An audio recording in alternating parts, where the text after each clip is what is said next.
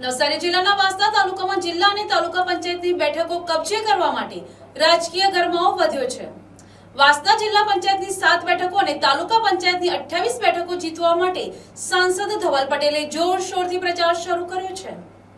સાંસદ ધવલ પટેલે કોંગ્રેસના ગઢ ગણાતા વાંસદામાં પોતાની હાજરી નોંધાવી છે અને છેલ્લા 2 દિવસથી સતત પ્રચાર અભિયાન ચલાવી રહ્યા છે।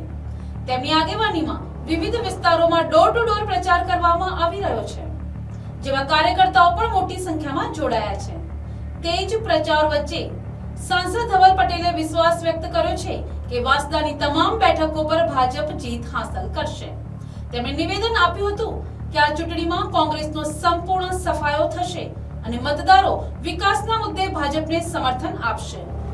હાલ વાંસદા વિસ્તારમાં ચૂંટણીને લઈ રાજકીય માહોલ ગરમાયો છે અને બંને પક્ષો જીત માટે પૂરજોશમાં મેદાનમાં ઉતર્યા છે। બધાને જય આદિવાસી, જય જોહર, જય બિરસા મુંડા।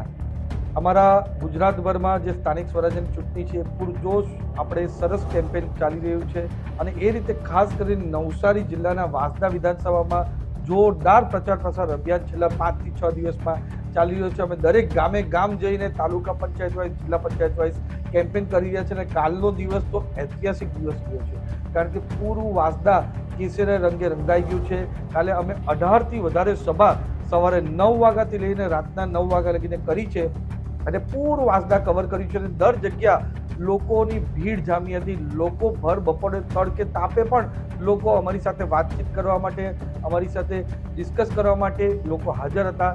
એ બતાવે છે કે વાંસદા પણ હવે પૂરી રીતે ભારતીય જનતા પાર્ટીના રંગે રંગાઈ ગયું છે અને આવનારી 26મી તારીખે જ્યારે વોટિંગ છે અને 28મી તારીખે કાઉન્ટિંગ છે ત્યારે અમને 100% વિશ્વાસ છે કે ભારતીય જનતા પાર્ટી 7માંથી 7 જિલ્લા પંચાયત અને 28માંથી 28 તાલુકા પંચાયત ભારતીય જનતા પાર્ટી 100% જીતવાની છે, કારણ કે લોકોને હવે વિશ્વાસ છે અને લોકો અમને કહી રહ્યા છે કે અમે આ ડિફરન્સ છેલ્લા 2 વર્ષથી જોઈ રહ્યા છે। જે સાંસદ હું બન્યો અને ભારતીય જનતા પાર્ટીની પૂરી ટીમ છે, અમારા નરેશભાઈ હોય, ભૂરાભાઈ હોય, સંજયભાઈ હોય, લોચનભાઈ હોય, અમારી ટીમ જે રીતના કામ કરી છે ને 500 કરોડથી વધારે કામ રાજ્ય સરકારના લાવ્યા, 647 કરોડ આપણે NH56 માટે આપણે કેન્દ્ર સરકારમાંથી લાવ્યા અને ખાસ કરીને જે કાળા આંબા વાટી બ્રિજ 77 વર્ષથી લોકો પ્રતીક્ષા કરતા હતા કે બ્રિજનું પણ કામ આપણે ચાલુ કરાવી દીધું।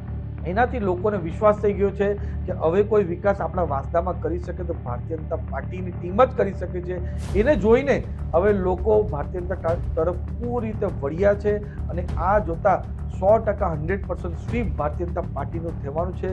કોંગ્રેસના સુપડા સાફ થશે અને ઝાડુવાળી પાર્ટી જે દિલ્હીથી આવી છે, જે હર હંમેશ રેકોર્ડ બનાવવામાં માને છે, એમની અહીંયા પણ બધી જ સીટો પર ડિપોઝિટ ડૂલ થશે એ વાત નક્કી થઈ ગઈ છે। સૌને નમસ્કાર। Report NTC news Navsari.